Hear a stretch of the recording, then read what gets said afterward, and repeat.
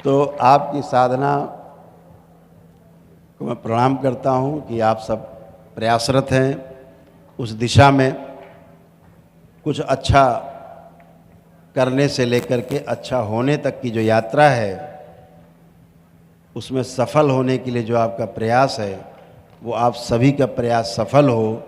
आप जैसे मैं यहाँ एक जगह बैठा हूँ, आप ऐसे ही सब बन जाएं, पूरे विश्व में फैल जाएं, यही दरबार की कामना है।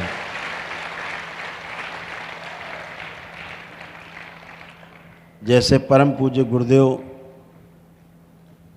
मुझ में प्रमाणित हैं, तो मैं चाहता हूं कि मैं भी आप में प्रमाणित हो जाऊं।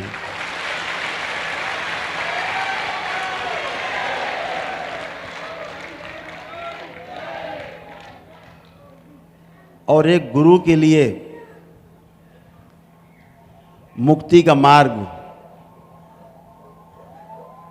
सिर्फ एक है। यदि वो अपने जैसा नहीं बना पाया तो उसकी मुक्ति संभव नहीं है।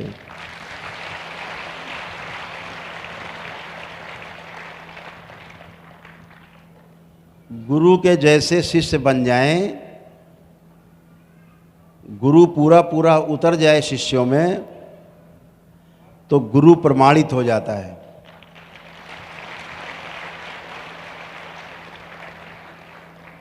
प्रमाणित का अर्थ है अनुभव हुआ है गुरु को, तो शिष्यों में अनुभव होगा जरूर, उससे कोई रोक नहीं सकता।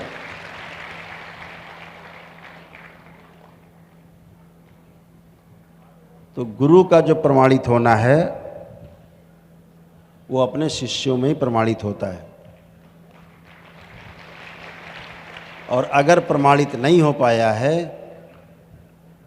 तो गुरु भी कभी मुक्ति नहीं पाता।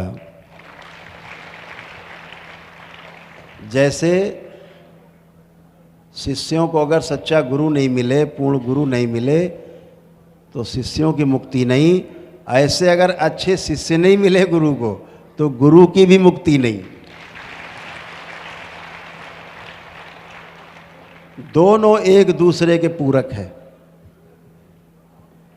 जैसे सांसारिकता में पुत्र जो है, पुत्री जो संतान है, माता पिता को अपने में प्रमाणित करते हैं। पिता ठीक से आखिरी श्वास नहीं ले पाता जब अगर उसको ये पता हो कि हमारी जो संतान है हमारी बातों को आगे नहीं बढ़ा पाएगी, मरते समय वो अतृप्त रहता है, और अतृप्त ही मरता है और अतृप्त ही पैदा होता है। जो तृप्त शरीर छोड़ेगा वो तृप्त ही पैदा होगा, जो बेहोशी में शरीर छोड़ेगा बेहोशी में ही पैदा होगा। जो होश पूर्वक ध्यान से साधना से होश पूर्वक जो शरीर छोड़ेगा, शरीर छोड़ने के बाद भी जब ये हाड़ मांस का शरीर आपके पास नहीं होगा, तब भी आप पूरे होश में रहेंगे और सबको देखेंगे, सबको जानेंगे और अपने कार्य कर पाएंगे, लोगों को सहयोग कर पाएंगे। यही देव धर्म है, यही देवता है, यही देव कर्म है।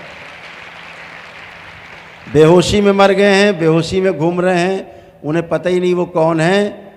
इन्हें भूतकाल कहा जाता है, जिसका कुछ अता पता नहीं। कहीं स्मृति चिपक गई तो लोग उसको गांव में भूत कह देते हैं। कुछ भी आए साए बोलता रहता है।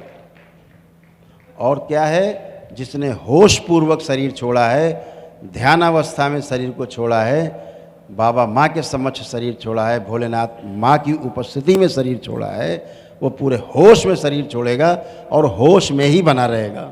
वही देवता है। तो बेहोशी में काम करने वाले दैत्य और होश पूर्वक काम करने वाले देवता।